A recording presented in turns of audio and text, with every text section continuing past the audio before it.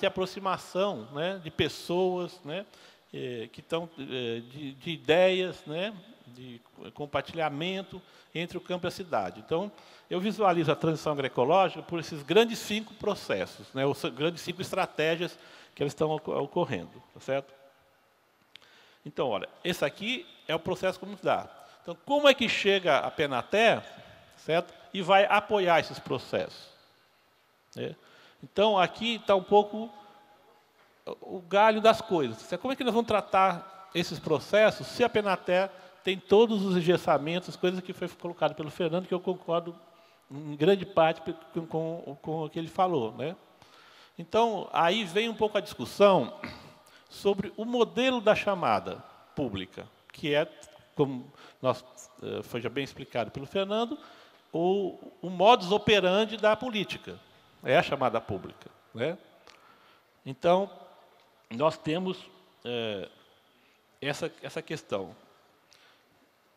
A promoção de uma atividade que é complexa, tá certo? Que exige profissionais dedicados, contratados pelas entidades através de CLT, e nós, quando fazemos a chamada pública, organizamos na forma de serviços que precisam ser realizados na sua plenitude, ou seja, eu tenho que fazer 100% dos serviços contratados para poder garantir aquele contrato que a entidade tem com o seu técnico. E, na prática, isso não é bem assim. Essa realização do 100% do contratado está longe de nós chegarmos nesse percentual, tá certo? Então, aí tem uma questão que nós vamos discutir. Então, qual é o modelo de chamada pública? Então, acho que aí, inclusive, Fernão, acho que é um bom tema de pesquisa, né? Analisar, certo? Quais são, nós temos 35 chamadas públicas, que eu conversei com o César Aldrigue, que é o nosso coordenador do INCRA, 35 modelos de chamada pública, cada um diferente do outro, né? Então, no caso, cada superintendência do INCRA optou por um modelo, certo? Então, eu vou falar um pouquinho do nosso modelo, eu não conheço os outros ainda, é uma coisa muito recente, porque nós estamos lembrando que a lei é de começo de 2010, mas a regulamentação, porque vem a lei, depois vem o decreto, depois vem a portaria, depois vem a norma de execução, depois vem a norma técnica, aí que eu vou começar a trabalhar. E eu tenho que amarrar tudo esses negócios, né? Que é como o Estado se organiza, ou seja, é o que engessa, que isso que o Fernando falou muito bem, tá certo? Está estabelecido.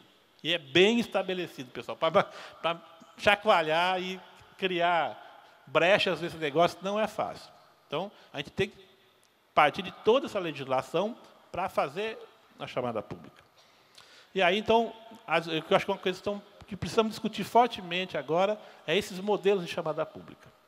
Aí o Fernando colocou muitas questões que nós debatemos muito para a elaboração da nossa chamada pública, que eu coordenei esse processo, eu comecei em agosto de 2010 a elaboração, certo? Nós levamos um tempo grande dentro do INCRA, fazendo essa elaboração a partir de toda a experiência do convênio INCRA-SEBRAE, que foi de 2003 até 2010, com as entidades que estão aqui, né, algumas aqui, que já fazem parte desse trabalho junto aos assentamentos federais aqui no Ceará.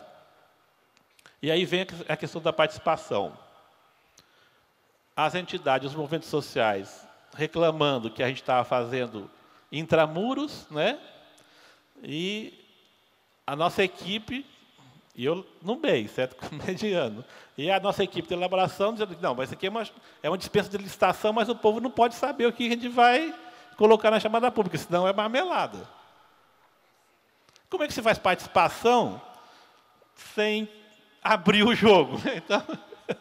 Então tinha que ser participativo até um determinado ponto. Depois, houve realmente, e foi uma decisão institucional, de fechar intramuros só os técnicos do INCRA para fazer o projeto básico final, que é o que vai para a praça, né? Então, essa é uma imposição que a lei coloca. Então, a participação já é, pela própria natureza do instrumento adotado, ele é fechado. Não tem. Senão você pode ser responsabilizado ou denunciado por qualquer um que você está conivente com parte que você já escolheu as pessoas para participar. Certo? Então, os técnicos ficam pelando de medo de que isso aconteça. os que estavam lá na elaboração da chamada, a equipe que estava trabalhando comigo. Então, ficou uma tensão muito grande, e aqui a gente recebeu muita pancada para isso, né? Mas já absorvemos. Aqui as costas do Estado é larga para isso, né? Então, isso é a discussão do modelo de chamada pública e a participação nesse modelo, ou seja, na elaboração do projeto básico, que é, ou seja, o documento central da chamada pública. Certo? Aí nós vemos, a partir do documento básico, aí nós vamos ver, como é que fazemos, então, esse documento básico? E aí, essas questões todas levantadas pelo Fernando, nós debatemos muito sobre isso. Né? E nós optamos, no caso do Ceará, para trabalhar o desenvolvimento do assentamento, tá certo? Na sua inserção no desenvolvimento territorial, como eixo aglutinador dos serviços. Certo? Embutido desse desenvolvimento, o conceito de desenvolvimento rural sustentável e solidário da Conferência Nacional de Desenvolvimento Rural Sustentável e Solidário. Então, fizemos um estudo detalhado do que estava na conferência, dos resultados da conferência, tá certo? Com as nossas experiências de campo, e estruturamos, aí fomos para o desenvolvimento territorial. Então, da chamada, ou seja, nós temos aqui no Ceará, aí vamos tratar assim, olha, mas uma chamada, no caso, nós queremos universalizar através da chamada pública. E até agora as chamadas públicas, como o Fernando já colocou, elas são setoriais ou restritas, né? No máximo 5.000 famílias, no caso do MDA, quando é de transição agroecológica, é uma coisa localizada. Nós já estávamos com o trabalho de ATEA com o SEBRAE praticamente universalizado, era um retrocesso fazer uma experimentação de chamada desse tamanhozinho. Nós tínhamos que fazer, a opção foi trabalhar o bloco todo. Isso significa 20.000 famílias, né, em cerca de 900.000 hectares de terra, que é a área reformada do Ceará. Certo? Em 130 municípios, dos 184, em 13 territórios, que o Ceará está todo territorializado. Então, optamos, olha, se o nosso foco vai ser o desenvolvimento do assentamento e o desenvolvimento territorial, então vamos fazer a chamada por lote, fizemos 4 chamadas públicas, subdivididas em lotes, cada lote correspondendo a um território. Porque, dessa forma, nós amarramos a chamada, certo? A dinâmica do desenvolvimento territorial. Essa foi a nossa opção. Para sair um pouco dessa situação que o Fernando falou, de pegar coisas... Nós podíamos fazer uma chamada voltada para alguns produtos principais da agricultura familiar. Né? Podíamos fazer chamada por outro recorte. Mas o recorte que nós escolhemos foi o desenvolvimento territorial, para formar o lote. E isso tem a ver, pessoal, com a perspectiva de que realmente colocar os assentamentos nessa dinâmica de desenvolvimento territorial. Então, essa foi o que nós definimos finalmente. A partir disso, né, abre-se, então, o quê? Uma questão da complexidade da chamada pública, do modelo de chamada pública, que já aí é uma... Agora, na execução, essa complexidade aparece. Certo? E aí nós estamos agora recebendo essa crítica, né, muito forte, quando começou a execução, com as dificuldades da execução, de que nós deveríamos ter feito uma chamada mais simples, certo? Esse é um dilema de quem está no poder público, né? Então, o desenho da chamada. Né?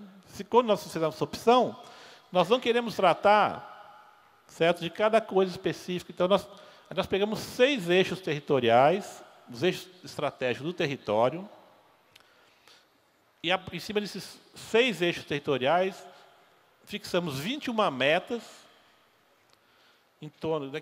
Aí você pega a integralidade do desenvolvimento, das diversas dimensões do desenvolvimento. As 21 metas se desdobraram, pegamos da lei as 20 e poucas formas, né, práticas de ação da ATE, que é visita, seminário, visita ao UPF, visita a organizações, grupos, reuniões, mapa temático e tal, tem aquela lista que está na lei. Certo? Relacionamos essa lista com as 21 metas. Então, nós criamos uma codificação que deu 89 tipos de atividades. E trabalhamos, então, ou seja, nós temos hoje o nosso cardápio, né, que a entidade pode oferecer para o agricultor, de 89 atividades. O pessoal fica quase doido aqui. Nós já tratamos entre nós só com os códigos, né? É 4I, 7I, 7IJ, tal, porque nós tivemos que codificar tudo, né, para poder fazer. E fizemos um trabalho bem maluco de pegar todas essas atividades e fazer assentamento por assentamento as metas. Está lá um catatal de planilhas, né? E depois quantificamos e valoramos todas essas atividades. Trabalho meio de doido, mas fizemos. Né? Então, esse foi a nossa forma de operacionalizar. Certo? Aí vem agora a execução. O que acontece na execução? O povo aqui tudo sem dinheiro. Trabalha, trabalha, não consigo pagar. Porque todos, aí sim, concordo muito contigo. Quando se fez a lei de ATE, se focou, fechando, se focou na 8666, certo? Que trata do processo licitatório. Esqueceram de uma tal de lei que eu aprendi nesses dias agora, com o pessoal me pressionando para pagar de todo jeito, que é a lei que rege os pagamentos.